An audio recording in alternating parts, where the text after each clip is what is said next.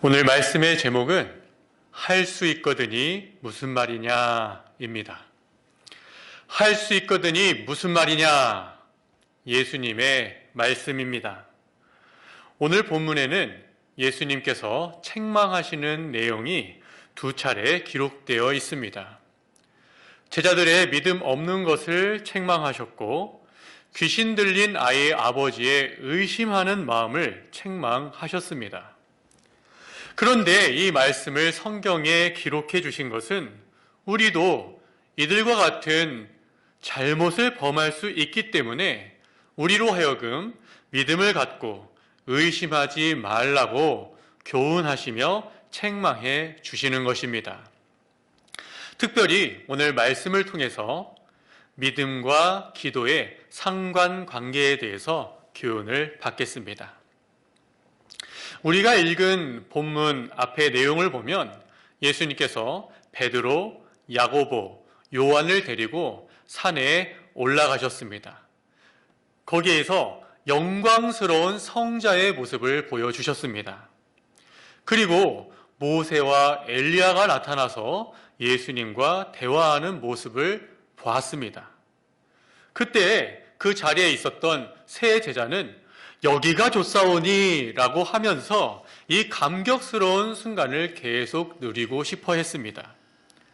하지만 주님은 세 제자를 데리고 산 아래로 내려가십니다.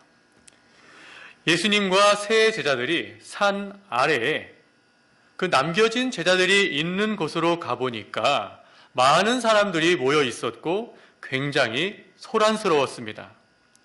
특별히 서기관과 제자들이 변론하고 있었다고 했습니다. 그러니까 쉽게 말해서 싸우고 있었던 것입니다. 그런데 내용을 보면 서기관들이 제자들을 공격했던 것 같습니다. 왜 제자들과 서기관이 변론을 했을까요? 한 아이가 귀신에 들렸고 이 아이의 아버지는 아이의 병을 고치기 위해서 예수님을 찾아왔습니다. 이 아이의 아버지는 예수님께서 귀신을 쫓아내시고 어떠한 병도 고치시는 분이라는 것을 소문을 들은 것 같습니다. 그런데 그 자리에 예수님이 계시지 않았습니다. 그래서 예수님의 제자들에게 이 아이를 고쳐달라고 부탁을 했습니다. 제자들은 이 아버지의 부탁을 거절하지 않았습니다. 왜냐하면 제자들도 귀신을 쫓아내고 병을 고치는 은사를 가지고 있었기 때문입니다. 그리고 제자들은 전에 귀신을 쫓아내고 병을 고쳤던 경험이 있었습니다. 누가복음 9장 1절로 2절 보면 예수께서 12제자를 불러 모으사 모든 귀신을 제어하며 병을 고치는 능력과 권위를 주시고 하나님의 나라를 전파하며 앓는 자를 고치게 하려고 내보내시며, 이어서 6절에 제자들이 나아가 각 마을에 두루 다니며 곳곳에 복음을 전하며 병을 고치더라. 이렇게 제자들은 귀신을 쫓아내고 병 고치는 은사를 가지고 있었습니다. 하지만 이 제자들이 이번에는 귀신을 쫓아내지 못했습니다. 예수님과 함께 있는 세 제자를 제외하고 9명의 제자들 중에 성공한 자가 한 사람도 없었습니다. 큰 기대를 갖고 찾아온 이 아이의 아버지는 큰 실망을 했을 것입니다. 그리고 그 자리에는 구경하러 온 많은 무리들이 있었고 그 가운데에는 의심의 눈초리로 이 모든 상황을 보고 있었던 서기관들이 있었습니다. 아무리 기다려도 문제가 해결되지 않자 서기관들이 제자들 앞에 끼어들어서 그들을 비난하고 조롱을 한 것입니다. 야, 사기꾼들아! 귀신을 쫓아내고 어떠한 병도 다 고칠 수 있다고 하더니 다 거짓말이었구나.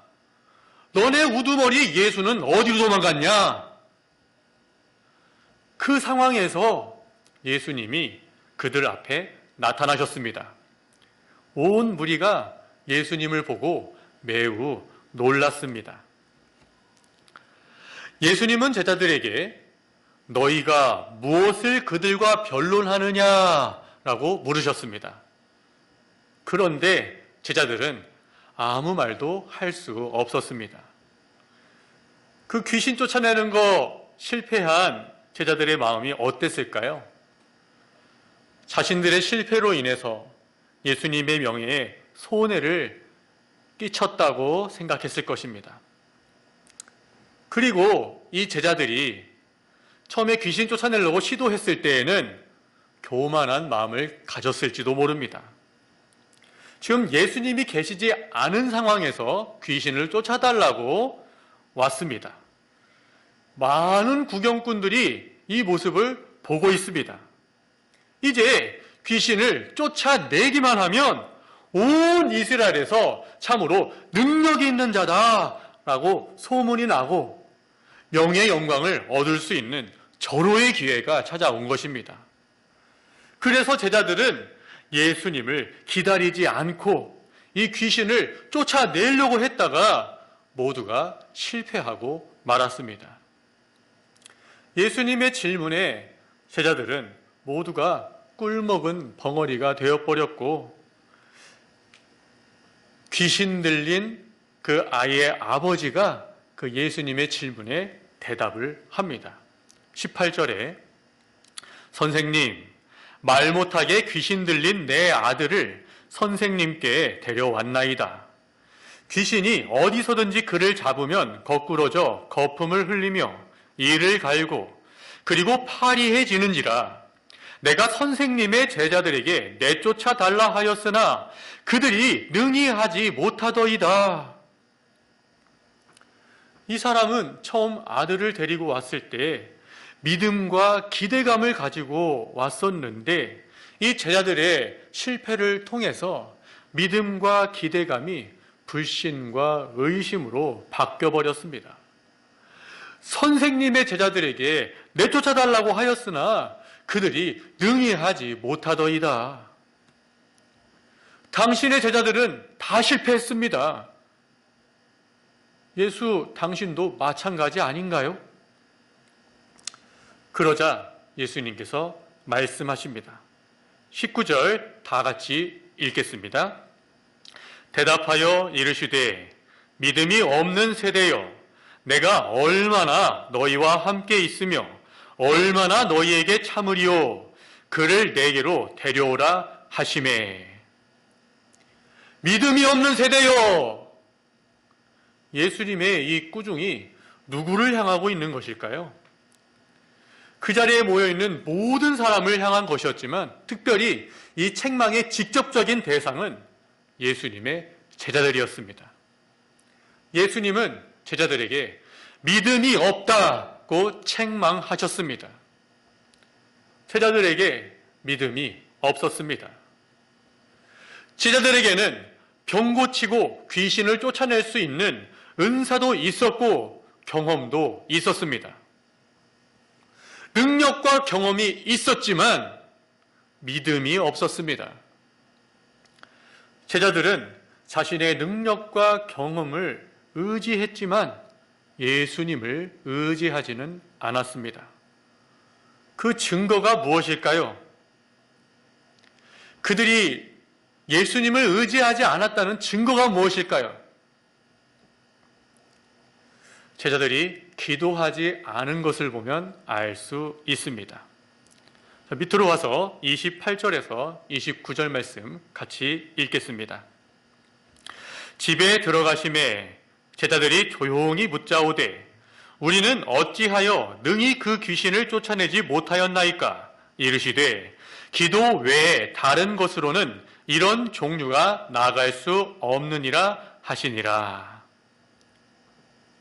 제자들은 예수님께 자기들이 귀신 쫓아내는 일을 실패한 이유에 대해서 물어봤습니다. 분명히 은사를 받았고 전에 해본 적도 있었는데 왜 이번에는 안 됐을까라는 궁금한 마음이 들었습니다. 예수님의 대답은 한마디로 너희가 기도하지 않았기 때문이다 였습니다. 제자들이 기도하지 않았습니다. 기도하지 않았다는 것은 하나님을 의지하지 않았다는 것입니다. 반대로 기도한다는 것은 하나님을 의지한다는 의미입니다. 내 능력으로는 안 되고 오직 하나님께서 도와주셔야지만 된다는 믿음이 있어야 기도할 수 있습니다. 그리고 나에게 능력이 있고 지식이 있고 경험한 것이 있어도 기도해야 됩니다. 그래야 하나님께서 주신 지혜와 능력과 은사를 잘 사용할 수 있습니다. 기도하지 않는 자는 내가 다 할 수 있다라고 하는 자입니다. 하나님의 도움은 필요 없다라고 하는 자입니다. 그런 자는 하나님께서 절대로 도와주시지 않습니다. 하나님께서 그런 자, 내가 할 수 있다고 하고 하나님의 도움 필요 없다고 하는 자, 그런 자를 기도하는 자로 만드시기 위해서 실패하게 하시고 어려운 일도 당하게 하셔서 마침내 하나님께 도와달라고 부르짖게 만드십니다. 왜냐하면 그렇게라도 해야 하나님께로 돌아오기 때문입니다. 하나님은 하나님의 자녀된 우리들과 인격적인 교제를 나누시기 원하십니다. 대화하기 원하십니다. 우리를 통해서 영광 받으시고 우리에게 은혜 베풀어 주시기를 원하십니다. 특별히 우리의 삶에 관여하시고 도움을 주고 싶어 하십니다. 그런데도 우리가 하나님과 상관없는 삶을 살아간다면 하나님은 우리를 가만히 내버려 두시지 않습니다. 왜냐하면 하나님은 우리를 구원하시기 위해 독생자 예수 그리스도를 십자가에 내어주시기까지 사랑하셨기 때문입니다. 그 예수님의 핏값으로 얻은 존귀한 자녀들이기 때문입니다. 예수님은 제자들을 책망하시고 그 귀신 들린 아이 데려오라고 하십니다. 그런데 귀신 들린 아이가 예수님을 보자마자 심히 경련을 일으키고 땅에 엎드려져서 구르고 거품을 흘렸습니다. 온몸을 비틀고 이리 뒹굴 저리 뒹굴 아무도 제어할 수가 없었습니다. 우리들이 마귀에게 사로잡히면 이렇게 됩니다. 마귀에게 사로잡히면 하나님의 뜻대로 살 수 없습니다. 마귀가 조종하는 대로 우리 속에서 나오는 욕심대로 말도 안 되는 행동을 하고 악한 말들을 하게 됩니다. 시기하고 질투하고 정죄하고 비방하고 판단합니다. 하나님 보시기에 아주 비정상적인 행동을 하게 되어 있습니다. 이 아이는 아주 어려서부터 귀신에게 사로잡혀서 불쌍한 삶을 살아오고 있었습니다. 귀신 들린 아이의 이 아버지가 예수님께 간청을 합니다. 22절 다 같이 읽겠습니다. 귀신이 그를 죽이려고 불과 물에 자주 던졌나이다. 그러나 무엇을 하실 수 있거든 우리를 불쌍히 여기사 도와주옵소서. 여기 앞에 귀신이 그를 죽이려고 불과 물에 자주 던졌나이다 라고 했습니다. 귀신은 우리를 죽이려고 합니다. 마귀의 가장 강력한 무기가 바로 사망입니다. 예수 믿으면 죽인다. 교회 다니면 죽인다. 마귀는 이 사망의 권세를 가지고 우리 사람들을 위협하고 미혹하고 넘어뜨려 왔습니다. 하지만 주님께서 우리를 사망의 권세에서 건져내시기 위해서 성육신하시고 십자가의 죽음으로써 구속을 완성하시고 부활로서 구속을 확증시켜 주셨습니다. 이제 죽음은 우리를 괴롭게 하지 못합니다. 성도의 죽음은 죄의 형벌로서 오는 심판이 아니고 영생으로 들어가는 관문일 뿐입니다. 우리는 죽음이라는 엘리베이터를 타고 천국으로 들어갑니다. 죽음 이후에는 영생과 부활과 영화가 있습니다. 이 아버지의 간청을 다시 보겠습니다.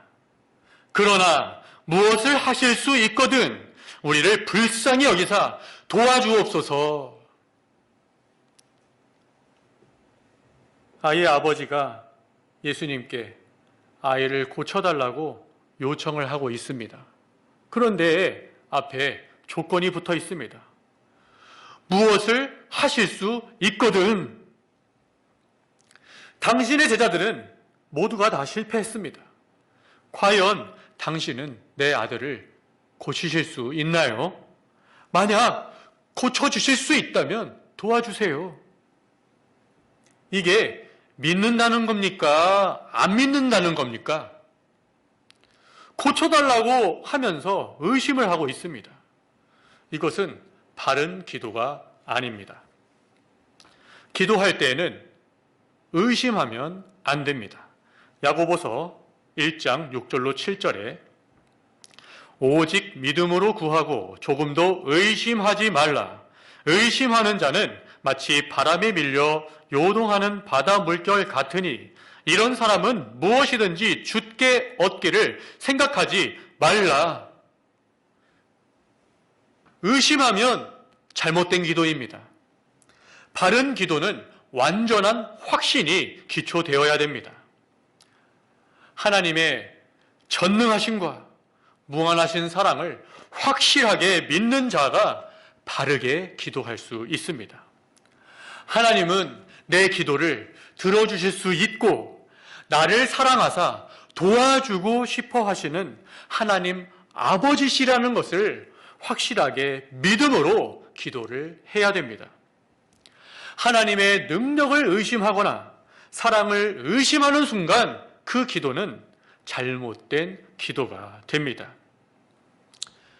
예수님께서 즉시 이 아이의 아버지의 믿음 없는 것을 지적하십니다. 23절 다 같이 읽겠습니다. 예수께서 이르시되 할 수 있거든이 무슨 말이냐? 믿는 자에게는 능히 하지 못할 일이 없느니라. 할 수 있거든이 무슨 말이냐? 믿는 자에게는 능히 하지 못할 일이 없느니라. 이 말씀과 매우 비슷한 의미를 갖고 있는 유명한 성경 구절이 있습니다. 사도 바울의 고백입니다. 빌립보서 4장 13절. 내게 능력 주시는 자 안에서 내가 모든 것을 할 수 있느니라. 이 말씀과 믿는 자에게는 능히 하지 못할 일이 없느니라. 이 말씀은 같은 의미를 갖고 있습니다. 그런데 이 말씀은 내가 할 수 있다라는 의미가 아닙니다. 나는 할 수 없고 오직 주님의 능력과 은혜의 도우심으로만 할 수 있습니다라는 말입니다. 자신의 전적인 무능력을 인정하고 오직 하나님의 은혜를 간구하는 말입니다.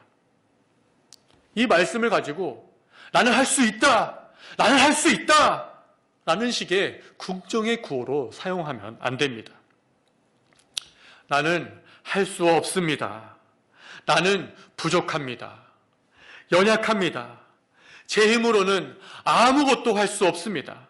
하지만 하나님께서 도와주시면 능히 해결할 수 있을 줄 믿습니다. 라고 기도를 해야 됩니다. 하지만 하나님께서 우리가 기도한 대로 원하는 대로 다 응답해 주시지 않을 때도 많습니다. 그렇더라도 하나님의 전능하심을 의심하면 안 됩니다. 하나님은 어떠한 병도 다 고치실 수 있고 어떤 문제도 다 해결하실 수 있다고 믿어야 됩니다. 하나님의 능력을 나 자신의 한계 속에 제한하면 안 됩니다. 하나님은 다 하실 수 있지만 하나님의 뜻대로 응답해 주신다고 믿어야 됩니다. 하나님은 가장 선하시고 나를 가장 사랑하시기 때문에 나에게 가장 좋은 것으로 응답해 주실 것을 믿어야 됩니다. 이 예수님의 책망을 들은 아버지의 반응이 24절에 나옵니다. 곧 그 아이의 아버지가 소리를 질러 이르되 내가 믿나이다 나의 믿음 없는 것을 도와주소서 하더라. 아이의 아버지가 즉시 회개했습니다. 그냥 말로만 회개한 게 아닙니다. 그냥 자기 아들 고쳐야 되니까 겉으로만 회개한 게 아닙니다. 그는 예수님의 책망의 말씀을 듣고 진심으로 회개했습니다. 그의 회개가 진실된 회개였는지 어떻게 알 수 있을까요? 예수님께서 아이를 고쳐주신 것을 보면 알 수 있습니다. 내가 믿나이다. 나의 믿음 없는 것을 도와주소서. 우리도 이렇게 기도해야 되지 않겠습니까? 같이 한번 해보겠습니다. 내가 믿나이다. 나의 믿음 없는 것을 도와주소서.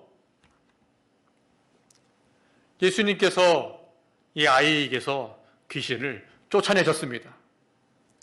귀신은 소리를 지르고 아이로 심하게 경련을 일으키게 했습니다. 하지만 귀신이 할 수 있는 일은 여기까지입니다.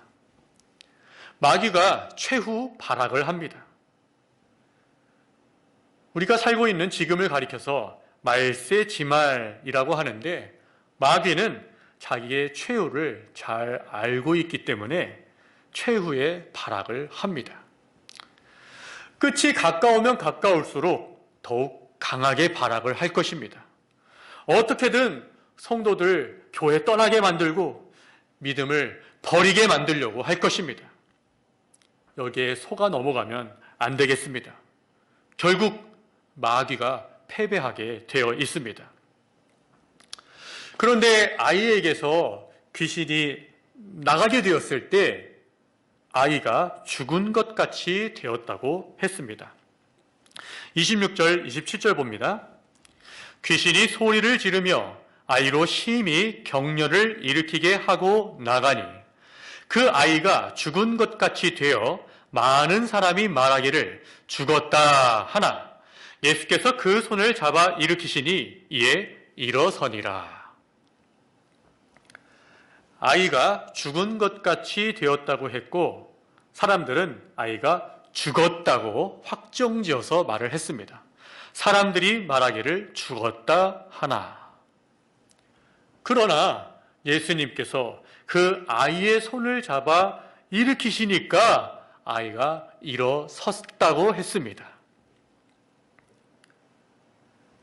우리가 죄와 사망과 마귀의 권세에 사로잡혀서 영적으로 죽은 자가 되었었습니다. 하지만 십자가와 부활로 구속을 완성하신 예수님께서 우리를 살리시고 일으켜 세워주셨습니다. 우리는 영생 얻은 자가 되었고 하나님의 자녀가 되었습니다. 이제 영적으로 잠자던 자리, 쓰러졌던 자리, 또 죽은 것 같았던 그 자리에서 주님의 손 꼭 붙잡고 일어서야 되겠습니다. 말씀을 맺겠습니다. 예수님은 제자들과 귀신 들린 아버지의 믿음 없는 것을 책망하셨습니다.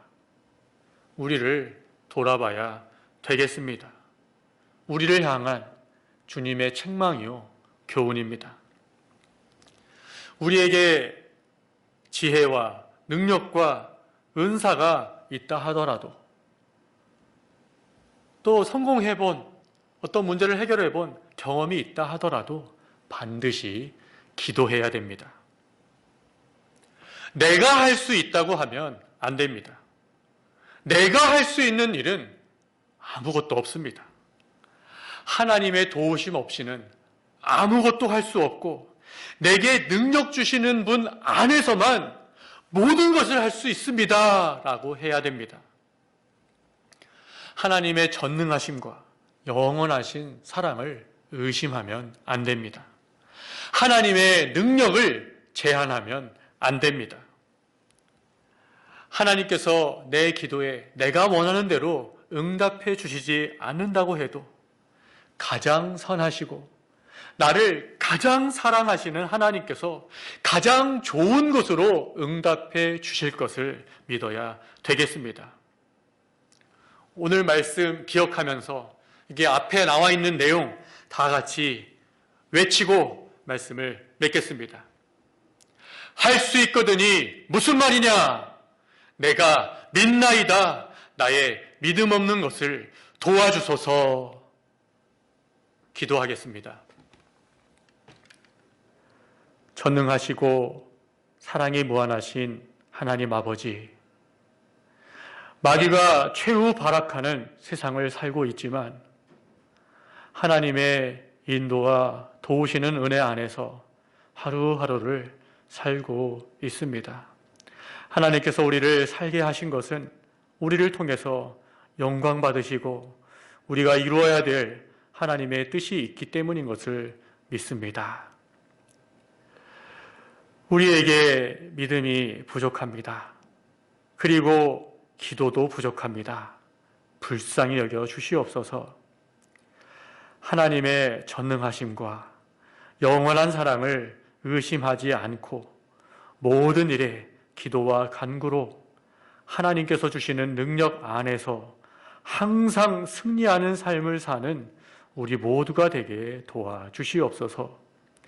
믿음이 없는 세대여, 할 수 있거든이 무슨 말이냐? 우리를 향한 주님의 책망입니다.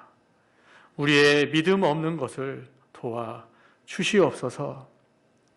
기도할 때 확신 갖고 기도함으로 주님의 도우시는 은혜 충만히 받고 살아가는 우리 모두가 될 수 있도록 인도해 주시옵소서.